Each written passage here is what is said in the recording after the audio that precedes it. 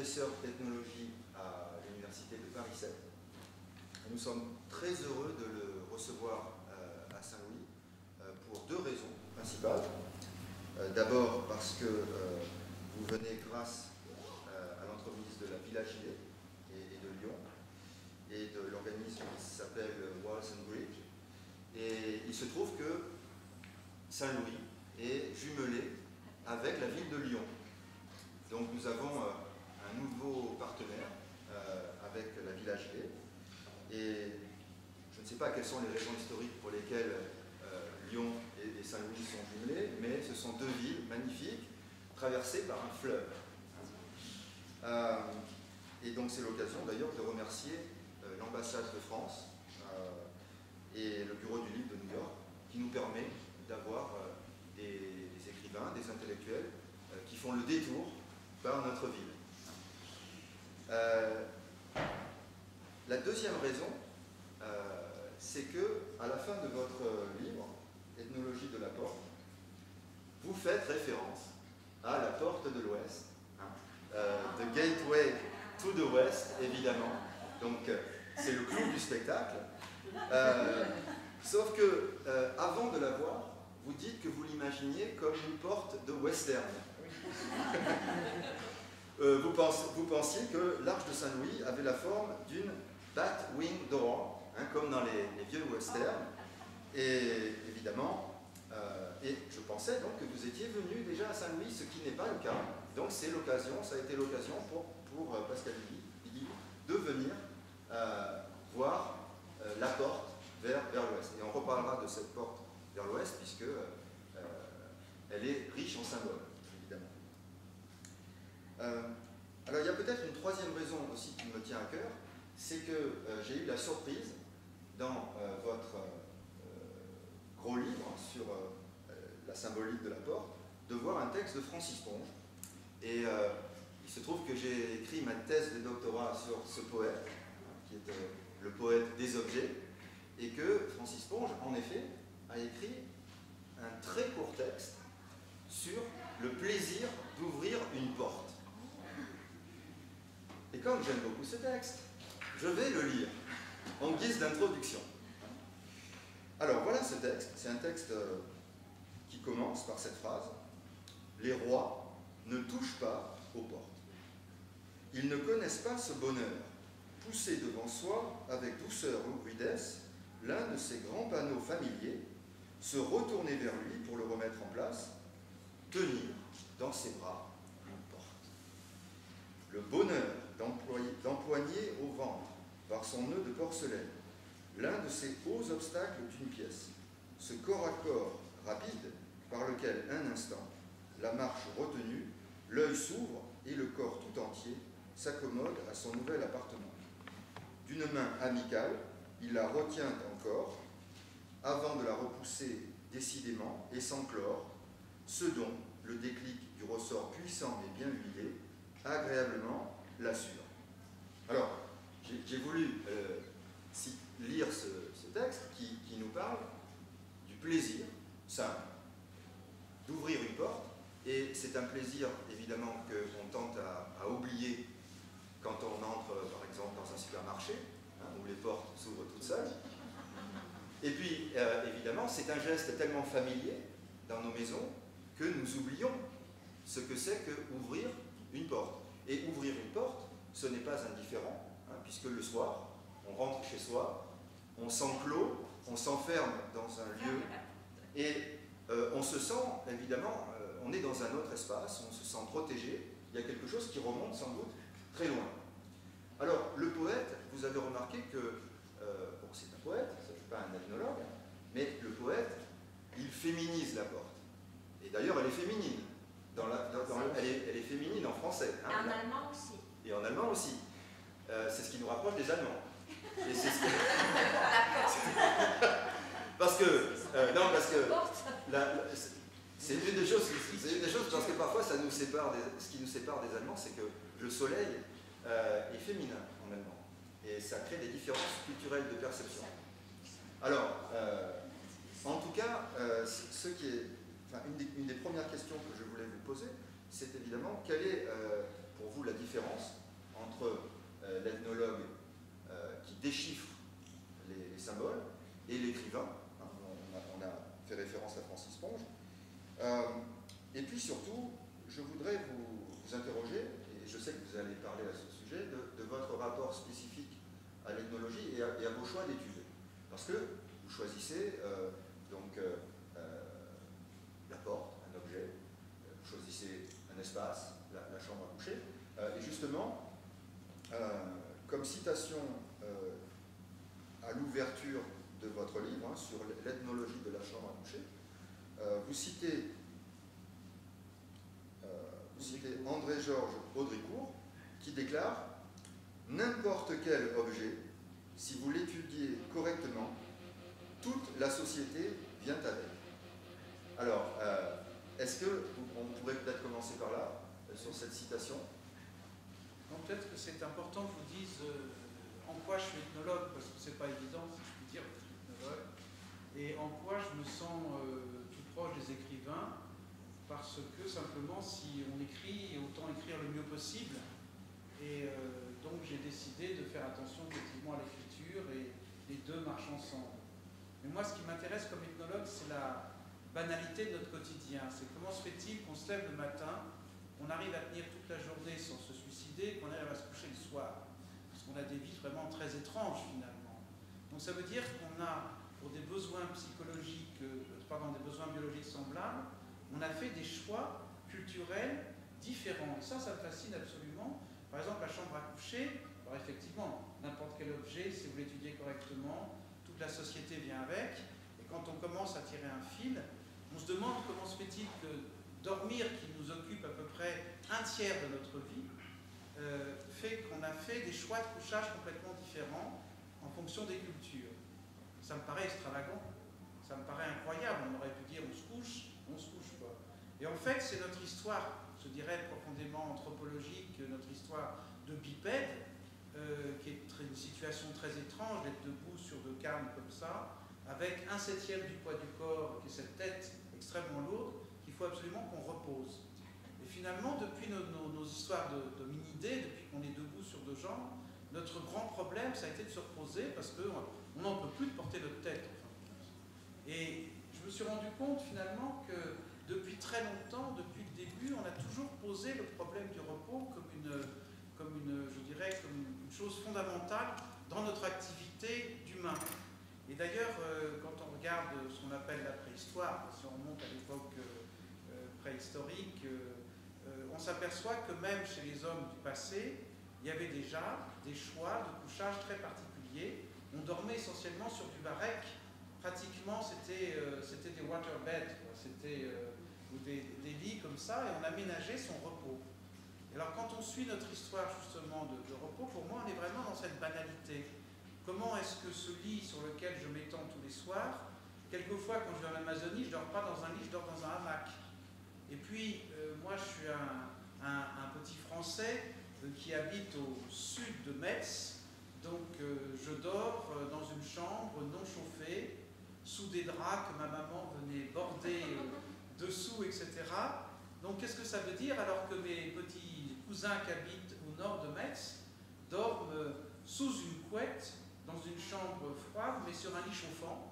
Alors on peut se demander comme ça plein de choses qui existent. On peut se demander pourquoi il y a des sociétés qui dorment sur des oreillers mous et d'autres qui ont fait des choix d'oreillers durs. Pourquoi on dort avec une tête sur une bûche ou sur un appui-tête comme en Égypte ou ailleurs, etc. Donc ça pose à chaque fois des questions. On se dit mais qu'est-ce qui a bien pu se passer? Et c'est du même ordre, c'est-à-dire que le travail sur les portes, à chaque fois j'ai une intuition comme ça, que notre quotidien est incroyablement complexe. C'est-à-dire, je vous disais tout à l'heure, qu'est-ce qui nous fait tenir? C'est l'imagination. C'est-à-dire qu'on est incroyablement complexe dans notre quotidien, et d'une certaine façon, nous sommes des êtres d'un exotisme absolu, en fonction bien sûr de nos cultures, mais qui est plus exotique de l'autre? On ne sait pas. Et donc, je recherche effectivement ce qui fait notre tension intellectuelle, qui fait qu'on développe un rapport au monde très particulier en fonction de son appartenance culturelle, familiale, religieuse, etc., bien entendu, et notamment dans ces actes triviaux, c'est-à-dire manger, dormir, passer une porte.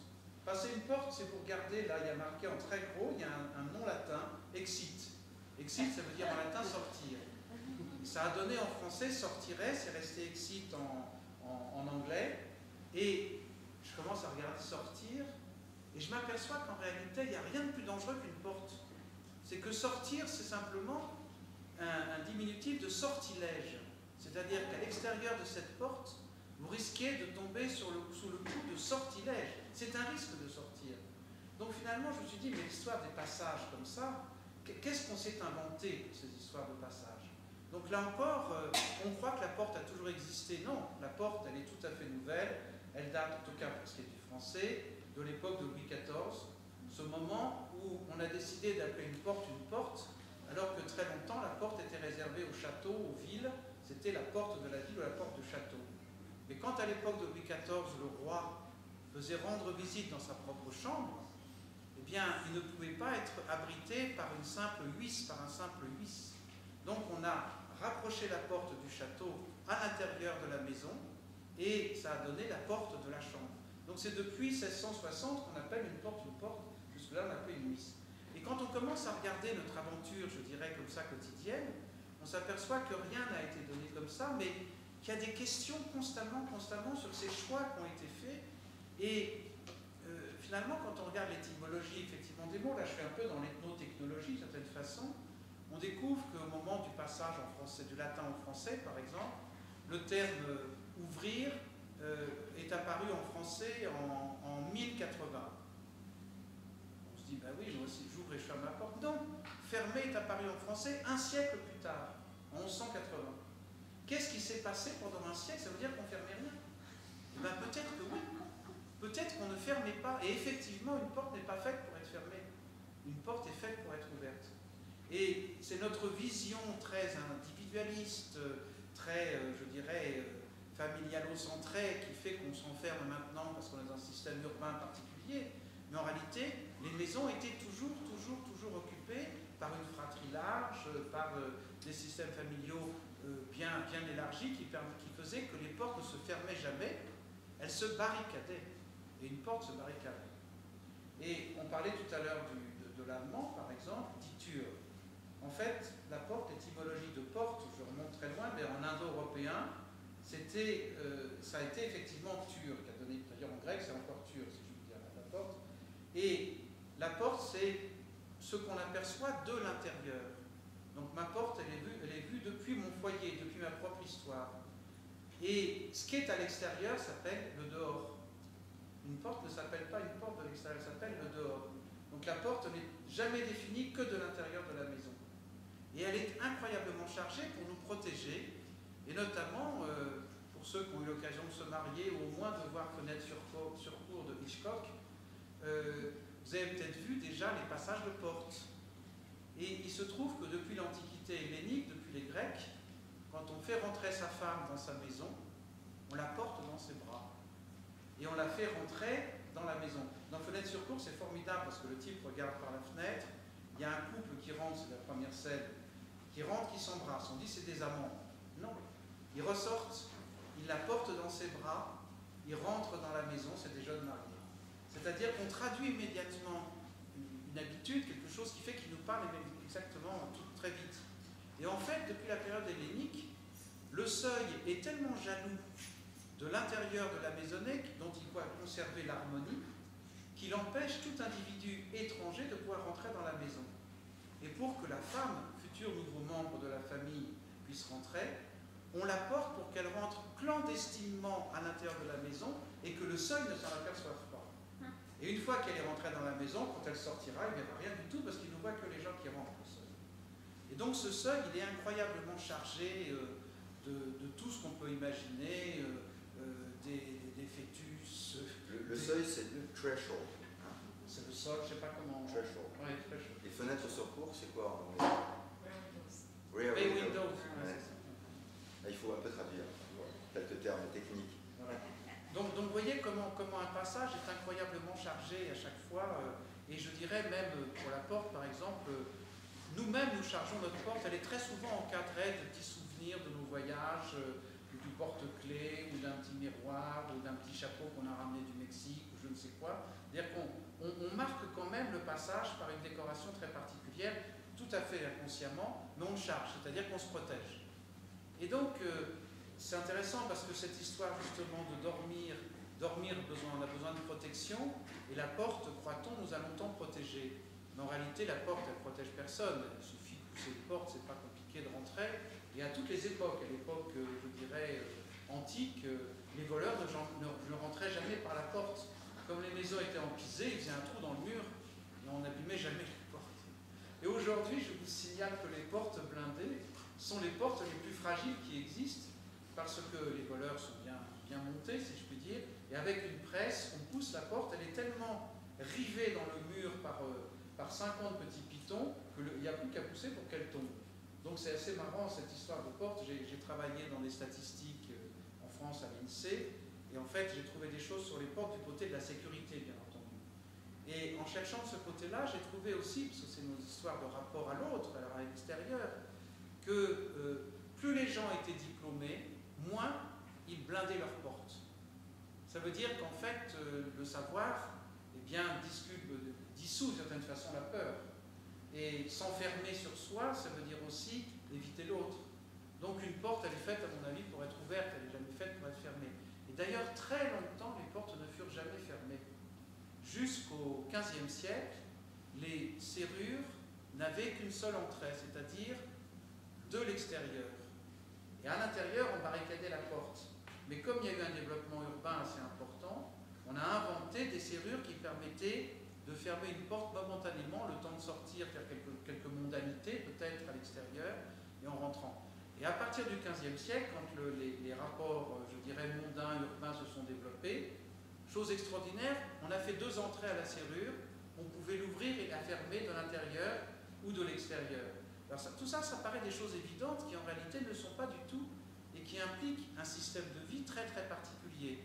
Donc on peut prendre les serrures dans le monde, la serrure d'Ogon au Mali par exemple, c'est une serrure qui représente l'âme du propriétaire de la serrure, c'est-à-dire c'est un véritable portrait de son propriétaire, donc il va y avoir une représentation sur un écaille de tortue, de crocodile, etc. Elle va être chargée comme l'âme du propriétaire, et la serrure est toujours faite pour ouvrir, elle n'est jamais là pour fermer. Donc ça aussi, l'idée de la fermeture, c'est l'idée contemporaine. Mais en réalité, il n'y avait pas cette idée d'enfermer, de fermer. Il y avait toujours l'idée pratique de l'ouverture. Donc ça implique un rapport à l'autre peut-être plus xénophile, s'intéresser à l'étranger, que xénophobe, le repousser.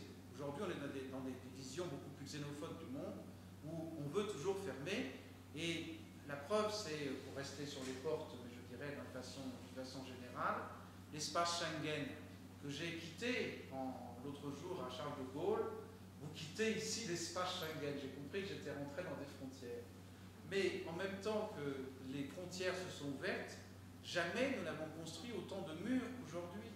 Des murs entre Israël et Gaza, des murs entre Dubaï et je ne sais plus, des murs entre, je ne sais pas, il y en a absolument partout, entre l'Amérique et le Mexique. C'est-à-dire qu'on se dit, mais c'est quelle histoire? Le Moyen-Âge, on pensait qu'il faisait des murs, et en fait, on n'a jamais fait autant de murs qu'aujourd'hui. Donc ça veut dire qu'on supprime les portes de plus en plus et qu'on s'enferme aussi. Donc on peut voir ça, si vous voulez, à plusieurs niveaux, l'histoire des portes. Et dans les histoires de chambres, je retrouve évidemment ces histoires de portes, c'est qui va rentrer dans ma chambre? Donc, est-ce qu'on peut rentrer dans une chambre? Je ne sais pas, je suppose que vous voyagez pas mal, et par exemple, si vous allez en Italie, ça m'est arrivé il n'y a pas très longtemps à Milan. En France, la chambre, on la ferme, et jamais on montrera sa chambre à quelqu'un. J'arrive en Italie, chez des bons bourgeois. Ah, quel plaisir de vous voir. On va vous montrer notre chambre matrimoniale. Et donc, elle est superbe, parfaite, etc. Et on montre la chambre matrimoniale. Donc, c'est une visite obligée quand on est invité chez des Italiens, etc. Donc, on se dit, tiens, il y a un rapport à l'espace, à l'espace intime, effectivement, très particulier. Donc, voilà encore des tas d'utilisations comme ça. Qu'est-ce qu'on fait avec ça? Et mon travail d'ethnologue, finalement, je crois que c'est pour ça que je m'intéresse à la banalité du quotidien, je vais en finir ici, c'est justement pour essayer à chaque fois de débusquer la complexité magnifique qu'on met dans tout ce que l'on fait. Et ça, je trouve ça formidable, c'est-à-dire qu'on est hautement intéressants, tous, d'où que l'on soit, de créer comme ça des stratégies d'entrée, de sortie, de couchage, qui fait qu'on se complique la vie d'une façon merveilleuse. Et ça, c'est ça sans doute être humain. C'est-à-dire qu'on a un choix réel de transformer le monde à partir de la façon d'habiter. Voilà, à peu près répondre très doucement à vos questions. Alors, on a décidé qu'on allait parler de 2 sujets, et puis qu'ensuite il y aurait des questions, Ouais. parce que la question des portes et la question des chambres à coucher, c'est quelque chose qui nous intéresse tous. Moi, je pensais qu'on pourrait d'abord profiter de votre présence pour parler des différences entre la France et les États-Unis. Hein. Vous avez un chapitre dans votre livre sur les portes et sur les chambres à coucher. Et donc sur les chambres à coucher, vous faites un peu le même constat qu'en Italie, c'est-à-dire que vous remarquez qu'aux États-Unis, quand vous êtes invité chez quelqu'un, eh bien, on vous fait le tour du propriétaire, on vous montre les pièces et on vous montre la chambre en particulier. Hein. Et votre explication, l'explication que vous donnez à ce phénomène, c'est que un protestant n'a rien à cacher. Donc, est-ce que vous pouvez revenir sur cette explication? Donc, vous mettez cette ouverture de la maison sur le compte d'une tradition protestante et religieuse. Donc. Bon, déjà, il y a aussi peut-être je dirais chez les Américains, un rapport à l'intime où il y a comment est-ce que je pourrais dire, un respect de l'autre infini. Et par exemple, quand on toque, quand on rentre dans une chambre aux États-Unis, si quelqu'un vous dit pas rentrer, vous rentrez pas. Alors qu'en France, on toque et on pousse la porte. Donc c'est déjà des choses très différentes. Et puis, ce matin, je me suis promené autour du Louvre, là, comment s'appelle cette avenue Bellemare. Et je me suis promené juste derrière, parce que je suis dans l'hôtel qui va sur la Lune. Et donc, je me suis promené, et ça m'a amusé, parce qu'effectivement, il n'y a pas de barrière devant vos maisons. Vous avez la pelouse qui va directement jusqu'à la rue. Je me disais, mais n'importe qui peut rentrer. Enfin, dans mon esprit, je dirais, français, le terrain est clos alors que vous, il est ouvert. Mais par contre, je pense qu'on ne peut pas rentrer comme ça. Je ne pense pas que je puisse marcher sur la pelouse. On me demandera ce que je suis en train de faire. Je suppose, parce que je ne sais pas l'utiliser. Donc je ne sais pas me comporter, mais je sais que j'ai paru aux gens un peu bizarre ce matin, parce que, évidemment, à 8 h du matin, un type qui se promène avec un appareil photo, ça peut paraître un peu étrange. Et à pied, d'autant plus que j'étais à pied. Ouais. Et donc, effectivement, il y a des analyses qui pensent qu'une maison américaine, on est dans le privé, que le privé c'est le privé, donc on n'y rentre pas, et l'effraction, elle fait partie du péché fort, c'est-à-dire qu'on ne rentre pas, on ne piétine pas l'espace de l'autre. Et en fait, les portes américaines semblent beaucoup plus frêles que les grosses portes en chêne fermées sans ouverture en Europe. Les maisons sont fermées avec des volets, alors que vous avez plutôt les vitres à l'air. Alors j'ai remarqué ici qu'il y avait pas mal de rideaux, donc ça a un peu abîmé ma thèse des fenêtres ouvertes, mais il y a quand même pas mal de fenêtres translucides. Et aujourd'hui, à Paris, il y a une américanisation très forte de notre façon de vivre, où on va de plus en plus vers la disparition des cloisons dans les appartements, et en même temps, on met de moins en moins de rideaux à Paris dans les immeubles. Et ça, nous parlons d'une américanisation de notre système de vie, c'est-à-dire le fait de pouvoir se balader, d'être vu par l'autre, même quand on est en slip et en chaussettes, alors que jusque-là, on se cachait derrière un rideau. Et je crois aussi que l'accès à Internet est quelque chose aussi qui participe de ce que j'appelle cette protestantisation du monde, c'est-à-dire que Internet, finalement, on n'a rien à cacher. Et Internet, c'est ça. Et pour les protestants, il n'y a pas de confession individuelle, puisque c'est une confession générale, donc on n'a rien à cacher, si on a quelque chose à le dire, on le dit en ensemble.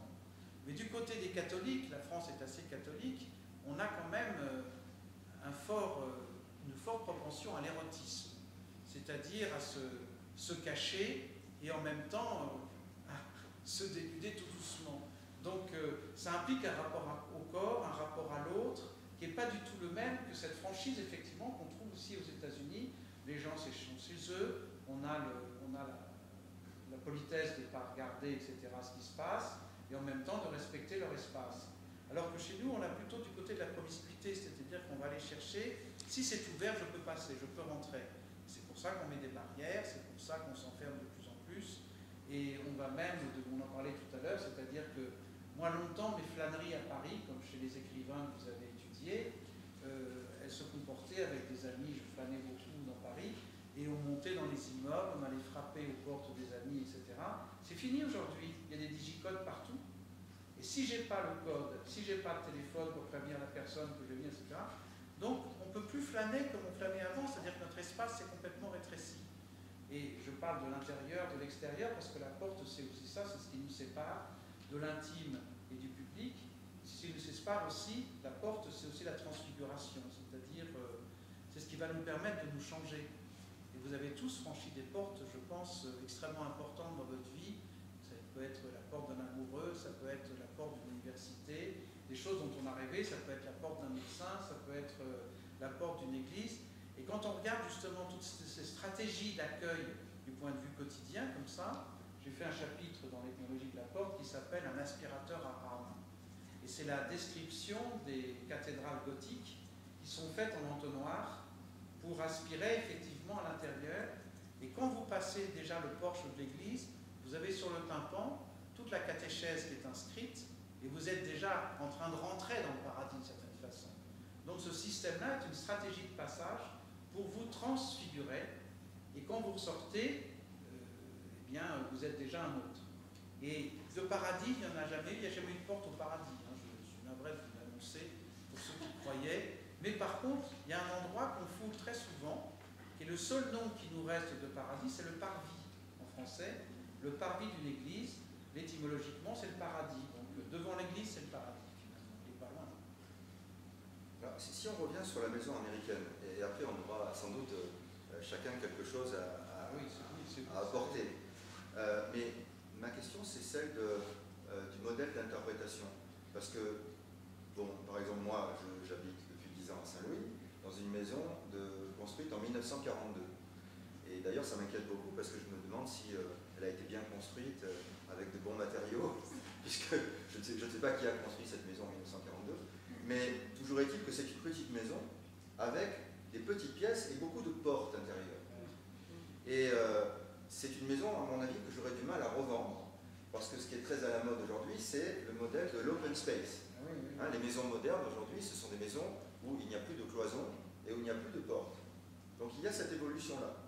Mais, dans le même temps, ce qu'on voit à Saint-Louis, bon, ça doit dépendre des quartiers, mais c'est qu'on va avoir devant sa porte un panneau indiquant que la maison est protégée par une agence de sécurité. Donc il n'y a pas de porte à l'intérieur, il n'y a parfois pas de rideau, et ça c'est vrai que c'est frappant pour un Français. C'est-à-dire qu'effectivement dans les maisons américaines, on peut voir à l'intérieur, si la maison est éclairée de l'intérieur, on peut voir à l'intérieur d'une maison américaine, alors que dans la maison française, on ferme les volets, on se protège. Hein, je me souviens de mon grand-père qui fermait les clés, qui fermait les volets, n'est-ce pas? Il fallait se protéger, n'est-ce pas? Alors qu'il n'y avait aucun danger, mais c'était la tradition.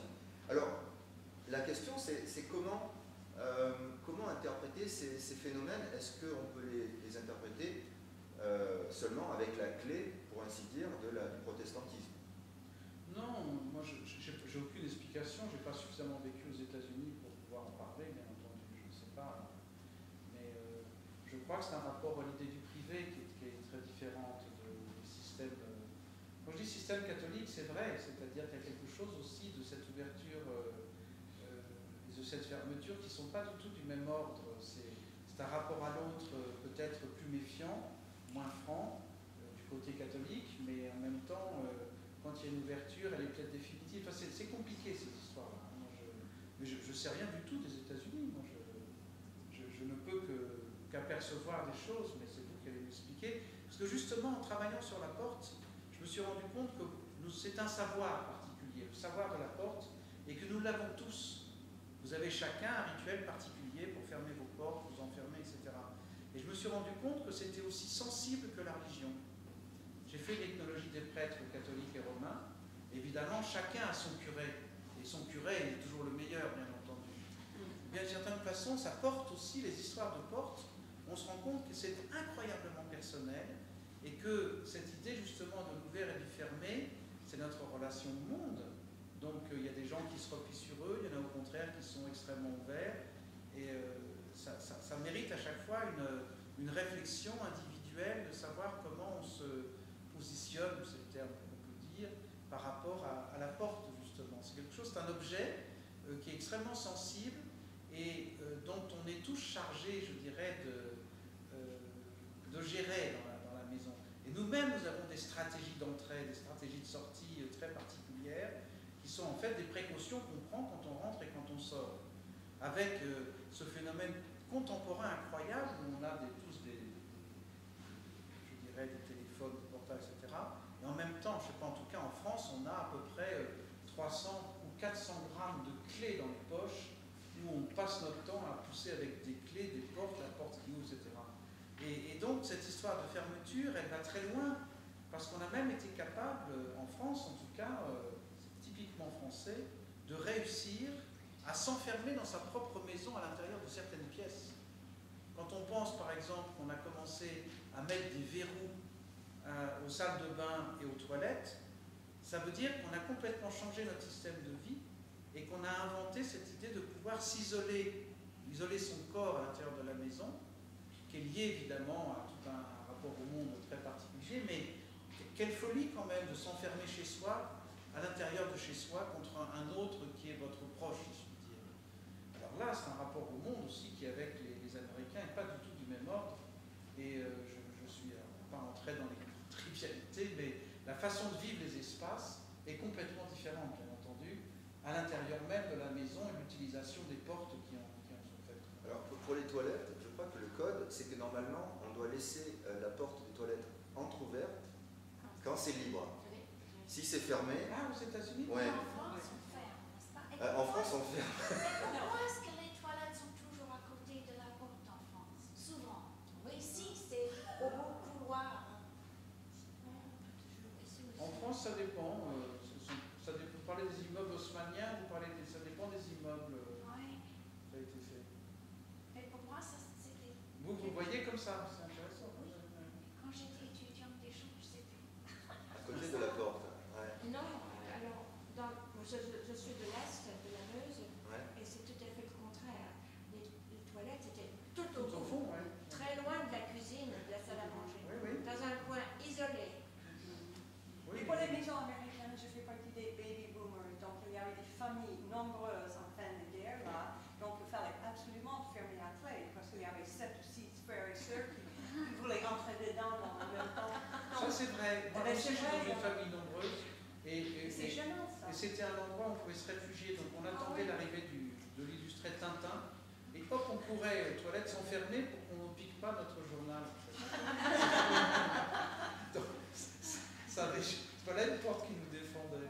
Alors, à la fin de votre livre, il y a un questionnaire, d'ailleurs, Oui. questionnaire de la porte. Oui. Alors, j'avais pensé même qu'on pourrait le faire circuler, ce questionnaire, mais il est un peu long. Et comment vous l'avez utilisé, ce questionnaire? Parce qu'effectivement, donc ça fait partie de votre enquête. Hein, et il y a beaucoup de questions dans votre questionnaire. Quelle orientation à la porte? C'est ça, c'est très important. Hein, l'orientation, sud, nord. Quels sont les noms du seuil, hein, du threshold? Que fait-on quand on ouvre la porte? De quoi a-t-on peur? Est-ce qu'il y a des inscriptions sur la porte? Alors comment vous l'avez donné à qui ce questionnaire en fait? Je l'ai envoyé à des collègues anthropologues qui travaillent dans des sociétés différentes, je ne sais pas, en Asie, en Afrique, en Océanie, etc. Et à chaque fois, j'ai eu des réponses évidemment complètement différentes. Et les plus intéressantes, ça a été des réponses que j'ai reçues de Mongolie par un chaman qui s'appelle Chanak Nigag. Et lui, c'était formidable parce qu'il avait repris, il connaissait la littérature anthropologique. Et j'avais lu les anthropologues de référence en France sur le monde mongol qui sont toujours les meilleurs. Et il m'a dit, écoutez, les anthropologues disent ça, mais moi qui suis mongol, je peux vous dire que ça ne marche pas du tout comme ça. Et évidemment, il y avait plus de souplesse puisque c'était du quotidien. Mais par contre, ce qui est ressorti quand même de toute cette interview différente sur les portes, c'est que la grande question de la porte, sa mission, c'est de conserver l'harmonie de la maison. C'est-à-dire soit perturbée justement par une mauvaise entente à l'intérieur même de la maison. L'harmonie, comme on le sait, toute maison, c'est ce qu'on appelle, elle fonctionne par une tyrannie domestique, c'est-à-dire que les choses se mettent en ordre. Et quand on est une famille nombreuse, par exemple, chacun a sa place, on a chacun notre rôle, on a des heures précises pour prendre des douches, celui qui descend la poubelle, celui qui fait la vaisselle, etc. Il y a tout un moment, il y a une tyrannie réelle. Et en fait, chez chacun, je dirais, dans toutes les sociétés, quand on est nombreux dans une maison, il faut bien que l'espace soit partagé. Et chez les Mongols, bien entendu, il y a dans les yurts ou les yurts, il y a un respect absolu parce que c'est une cosmogonie totale. Elle est ronde, elle représente l'univers. Il y a les poteaux qui sont au centre avec un trou central qui est la bouche de Dieu, justement par où le souffle va arriver et en même temps va sortir. Les femmes sont à droite, ou plutôt sont au fond. Les hommes sont tous à gauche. Et surtout, la première chose qu'on met quand on plante une yourte, quand on monte la tente, c'est la porte. Et la porte, c'est un cadre comme ça, avec toujours je dirais, une petite élévation comme ça. Et le drame pour les Mongols, c'est de heurter le seuil, justement. Et à ce moment-là, si on a heurté le seuil, il faut ressortir et recommencer son entrée, parce qu'on risque de mettre en question l'harmonie même de la yourte. Et il faut aussi avoir toujours les mains le long du corps. Et ne jamais passer les mains avant soi, parce que les mains peuvent amener aussi des mauvais génies. Donc il faut rentrer les mains le long du corps et ne pas heurter le sol quand on rentre dans une maison. Et ça m'est arrivé non pas chez les Mongols, mais j'ai fait pas mal de séjours à Moscou.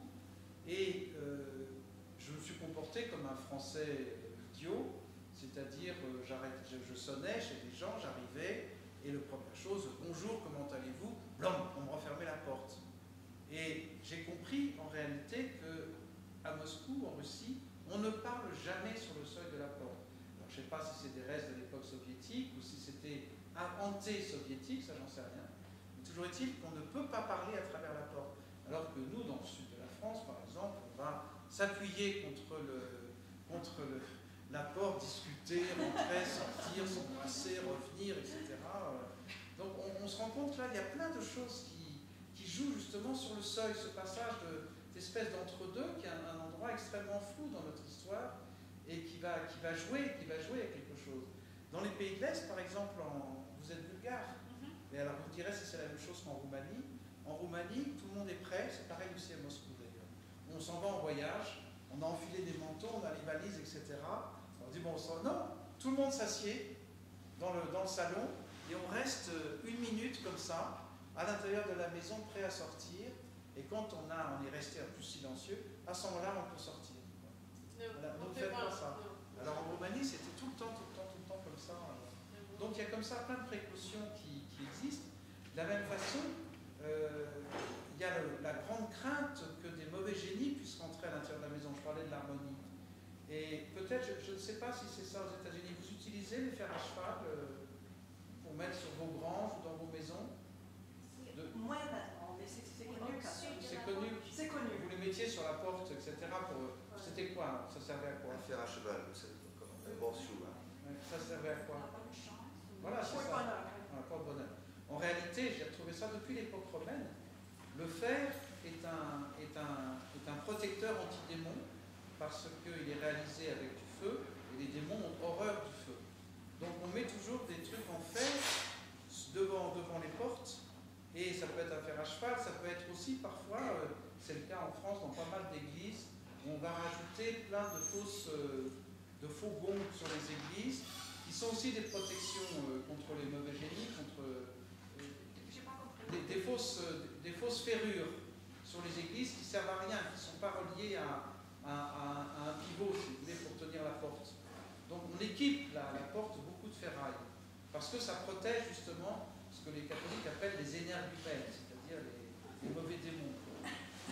Et dans les maisons, traditionnellement, par exemple, quand il y avait un enfant qui venait de naître, on fermait la porte où était la parturiente, enfin où l'enfant venait de naître, on la fermait, on rajoutait souvent un couteau planté dans la porte pour que le fer écarte les démons, on mettait dans le lit de la jeune accouchée des couteaux qui se croisaient comme ça. Et quand ça ne suffisait pas, la grand-mère épluchait un oignon à l'extérieur de la porte de la chambre où dormait former l'enfant, des pelures d'oignon, pour faire pleurer les démons, parce que les démons ont horreur de pleurer. Donc ils partent très vite. Et de la même façon, devant les portes, traditionnellement, ça doit exister en Amérique aussi, je suppose, on met des plantes odoriférantes. Là aussi, on dit que c'est contre les moustiques, par exemple la citronnelle. Mais en fait, très très fréquemment, et c'est vrai dans beaucoup de sociétés, on met des plantes qui sentent de façon là aussi à écarter les mauvais esprits. Donc quand on voit le nombre de précautions qui peuvent exister devant les portes des chambres ou devant les maisons, on se dit quand même, on a été capable d'inventer des choses invraisemblables, parce que je ne raconte que des histoires invraisemblables qui sont vraies.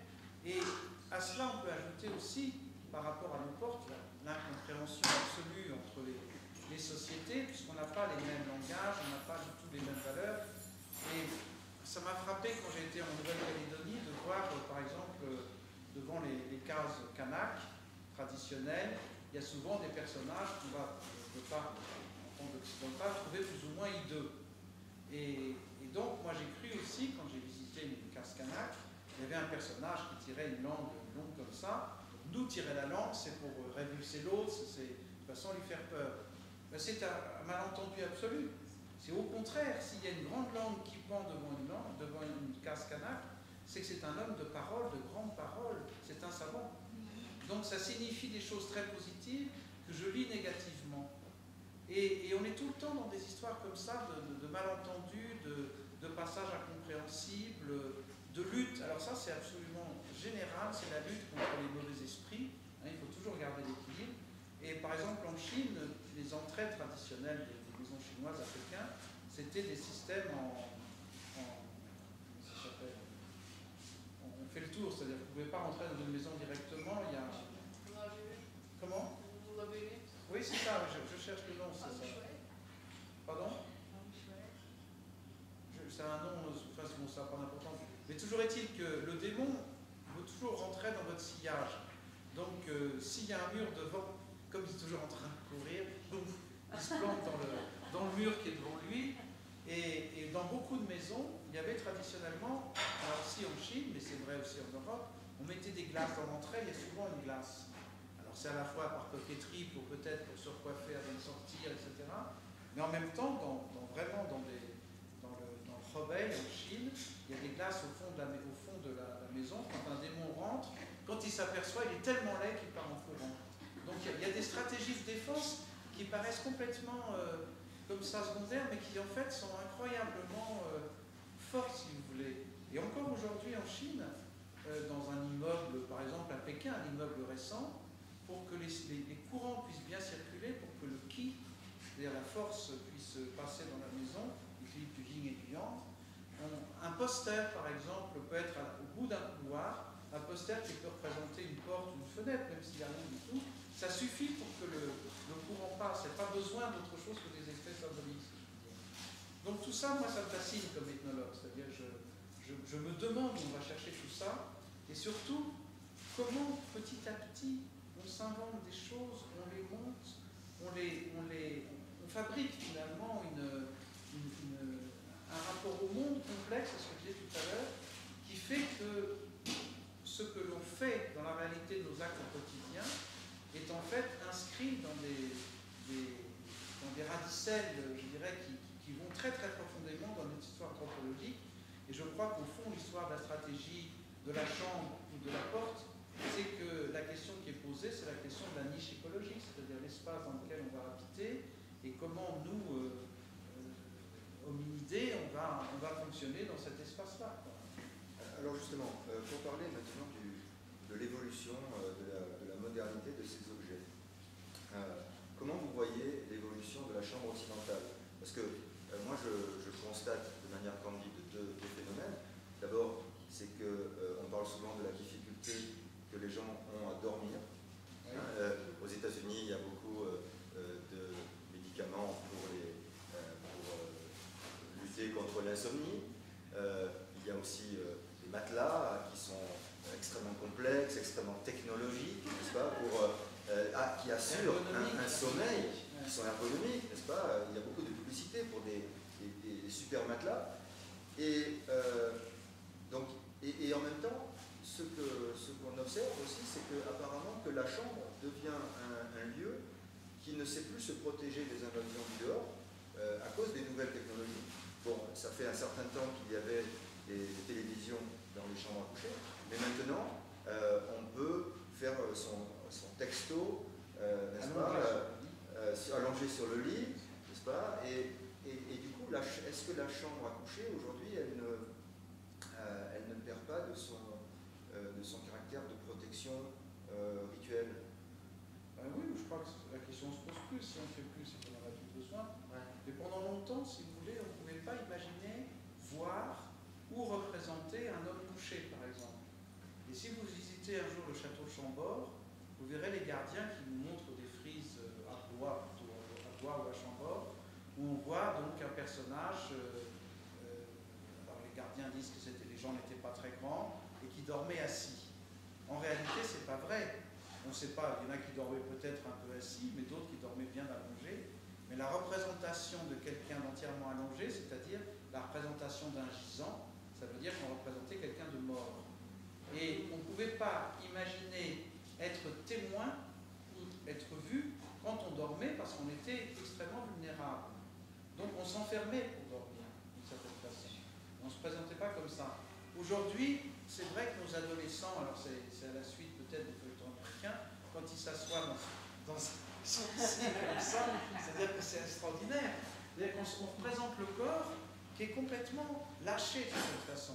Et cette transformation, justement, de la représentation du corps humain, elle a commencé au XIVe, XVe siècle. Vous devez connaître les riches heures du duc de Berry. Vous savez, cette représentation des saisons, où on représente l'hiver, l'été, etc. Et dans l'hiver, notamment, on voit monsieur et madame, jambes entrouvertes, jupes remontées, en train de se chauffer devant un feu, etc. Et ça correspond à l'invention de la chambre à coucher. Parce que pendant très longtemps, on a dormi tous ensemble dans des espaces, on dit tous ensemble, c'est-à-dire dans des espaces partagés. Et le fait qu'avec le développement économique en Occident au XIVe siècle, ait donné plus de moyens à une certaine bourgeoisie commerçante de faire des espaces où elle se retirait pour ne pas rester avec tout le monde, pour la première fois, on va voir apparaître la sensiblerie qui va se mettre en place. D'une part, les femmes vont se livrer à des occupations d'hommes. L'occupation d'hommes, c'est pas ce que vous voyez, c'est de lire et d'écrire sans que personne ne les voie dans leur chambre, à l'extérieur. C'est une époque de grande épidémie, c'est une époque de guerre, des guerres de 100 ans, etc. Les hommes vont perdre, les parents vont perdre leurs enfants, et ils vont aller pleurer dans leur chambre. C'est-à-dire qu'on voit cette sensiblerie, si vous voulez, se mettre en place, et pleurer, lire, écrire pour les femmes, etc., c'était pas partageable dans un espace comme ça commun. Donc on voit déjà le corps qui commence à se transformer et qui commence à avoir des postures, des positions, si vous voulez, qui ne sont pas tout le temps en train de se réfréner. Donc il y a quelque chose qui est en train de se changer. Le 19e siècle, parce que c'est encore une nouvelle étape, si vous voulez, c'est le moment où on va aussi se transformer par les systèmes d'habitat, donc urbanisation, mise en place, on n'habite plus des maisons à étages, mais on habite des maisons, je dirais, à plat, ou des appartements, à l'imitation des Italiens, appartamento, qui voulait dire une succession de pièces à la suite, donc ça a donné les appartements. Et dans cet espace-là, il y a le départ, je dirais, des domestiques, la fin des domestiques qui sont remplacés par ce qu'on appelle les bonnes. Hein. Et les bonnes, en fait, si vous voulez, ça a été une prolétarisation des domestiques qui étaient jusque-là des domestiques organiques. C'est-à-dire qu'on jetait les pots de chambre par la fenêtre, on les descendait, etc. Ils étaient organiquement présents dans la famille. Et avec cette inscription dans des immeubles communs, avec la mise en place, effectivement, de toilettes, de portes qu'on commence à fermer, on voit encore les corps se réserver, c'est-à-dire, c'est plus des corps partagés et vus par tous, c'est des corps qui deviennent individuels, de cette façon. Donc encore, là, les choses se transforment, j'en parle beaucoup dans les portes de pudeur, etc., transformation du corps. Nouvelle transformation, tout à fait récente, effectivement, c'est, d'une certaine façon, c'est la fin de l'étiquette.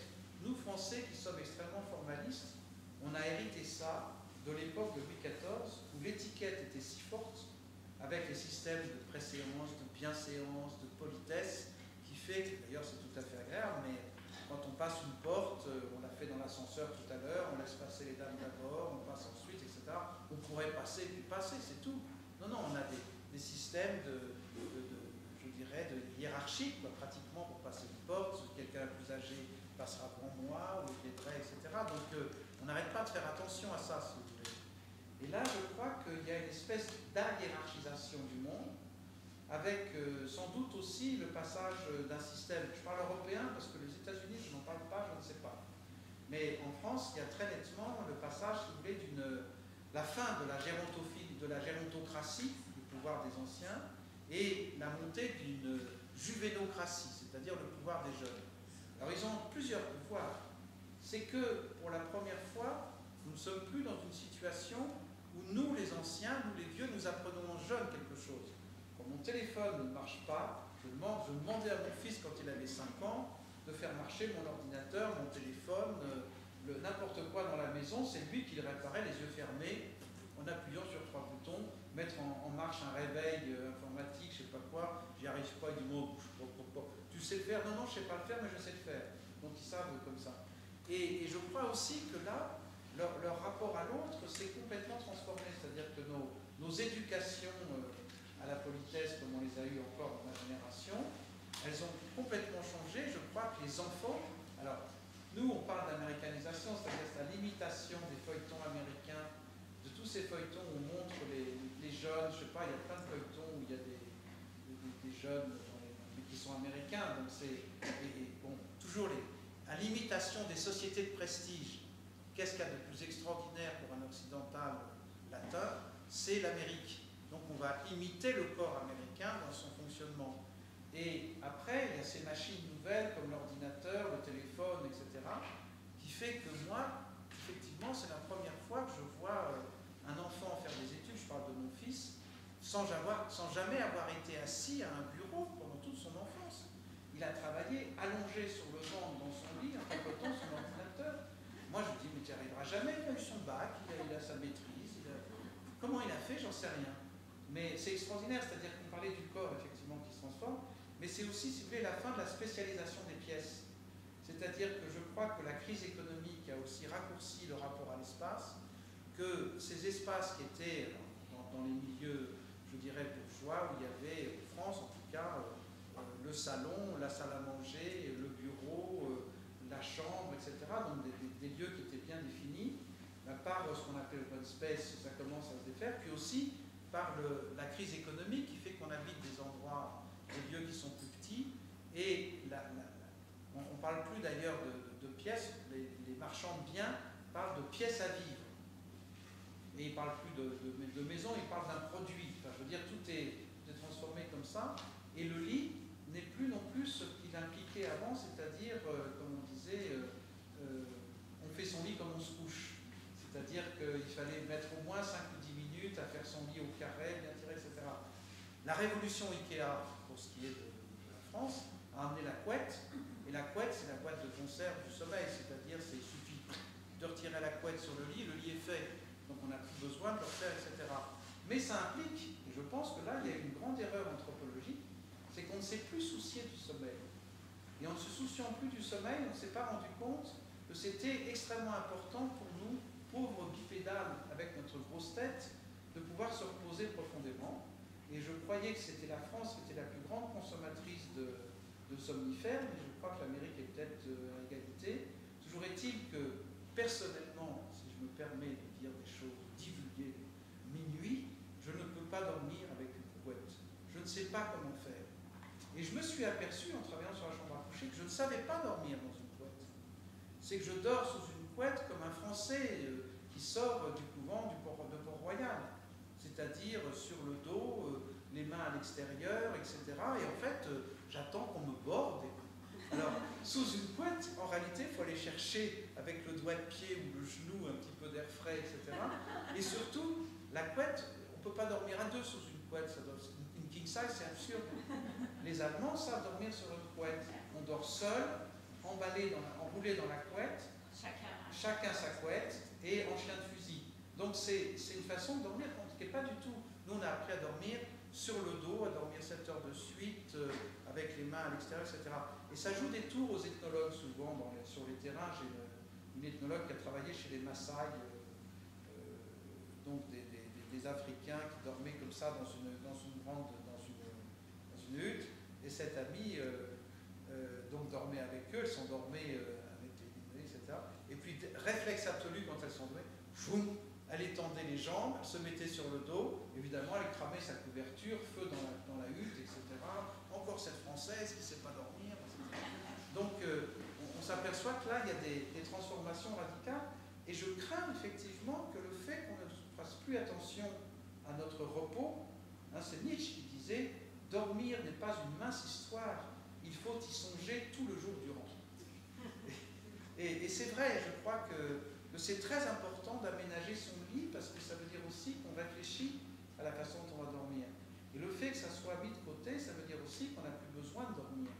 Donc il faut absolument être actif, et on va faire tout pour ne pas dormir. Alors aujourd'hui, je crois qu'il y a, par rapport aux enfants, une séparation. Comment est-ce qu'un enfant, aujourd'hui, au XXIe siècle, peut échapper au monde des adultes? Il ne peut plus. On est rentré partout, dans les écoles, les machins, on s'occupe de leur santé mentale du matin au soir, etc., etc. Et en fait, les adolescents ont complètement inversé le temps, si vous voulez, temps diurne et temps nocturne. Et je ne sais pas comment on fait ici, mais en tout cas, en France, la majorité des adolescents se couchent à 5 ou 6 heures du matin. Et ils vivent la nuit en dehors du monde des adultes, justement. Donc ça, c'est une nouveauté. Donc, et on continue à faire l'école à 8 heures du matin, etc. Ils sont morts, ils dorment, etc. pendant l'école. Ils disent enfin un moment tranquille, ils peuvent dormir. Mais non, donc là, à mon avis, il y a des résistances qui s'opèrent. Il y a des transformations radicales aussi de rapport au corps, qui fait que c'est plus du tout ce corps qui a été notre corps éduqué, ligoté par le monde de l'Église, où on nous a appris effectivement à nous comporter correctement, ce que je fais d'ailleurs, à ne pas croiser les jambes quand on parle, à ne pas ouvrir bêtement la bouche, à ne pas rire trop haut, etc. Donc on a toute une éducation comme ça très particulière, mais cette éducation, on pense qu'un corps peut fonctionner sans indication. Je pense que c'est là où il y a quelque chose qui fait que non, dormir, ça demande une réflexion réelle. Enfin voilà, c'est très trivial ce que je dis, mais je crois justement que la question du repos chez les anthropoïdes est très importante et qu'il ne faut pas jouer avec la santé. Sinon on devient quadrupède, après tout, ce sera moins fatigant, on se remet à quatre pattes. Alors, on va maintenant demander s'il y a des questions, parce que manifestement la porte et la chambre à coucher, ce sont des objets extrêmement riches symboliquement. Et d'ailleurs, j'ai une petite anecdote, c'est que j'étais un jour dans mon bureau, j'ai entendu quelqu'un devant ma porte, c'était mon étudiante, Jeannette, qui prenait des notes sur ma porte. Alors, je lui demande pourquoi est-ce que tu prends des notes sur ma porte, et c'est parce qu'en fait, ton professeur d'anthropologie t'avait donné comme exercice d'analyser les portes. Alors, j'espère que ma porte était intéressante, parce qu'elle prenait des notes sur les portes de professeurs, et c'est vrai que les portes de professeurs à l'université, aux États-Unis, c'est un objet symbolique important, enfin un objet culturel important, parce que on nous a expliqué que lorsqu'on accueille un étudiant, par exemple, pendant les heures de bureau, il faut que la porte soit ouverte. Et oui, parce que autrement, on pourrait vous accuser de harcèlement sexuel, n'est-ce pas? Donc, il faut bien faire attention quand vous avez un étudiant, surtout une étudiante, hein, si vous êtes un professeur homme, d'avoir la porte ouverte. Si vous voulez travailler, il est bon de ne pas fermer entièrement votre porte, parce que c'est manifester sa misanthropie. Il faut entrebâiller sa porte. Hein, il faut qu'elle soit entrouverte pour montrer qu'on est là, mais qu'on travaille. Et moi, j'ai tendance à fermer ma porte. Pour me concentrer, j'ai besoin, pour travailler, de fermer ma porte. Alors voilà, ça c'était ma petite anecdote personnelle. Est-ce que vous avez des questions sur ces deux objets? Violaine? C'est pas vraiment une question, c'est plutôt une remarque. Depuis, moi, quand je suis arrivée à Saint-Louis, ce qui m'a étonné le plus, c'était la double porte. Ah oui, il paraît qu'ici vous avez une double porte, oui. Il y a une porte, la porte en bois ou en bois, et puis la porte en verre, la spring door, ou je sais pas comment elle s'appelle, la storm door, qui est là soit pour protéger le bois de la belle porte, mais en fait, le soir, quand on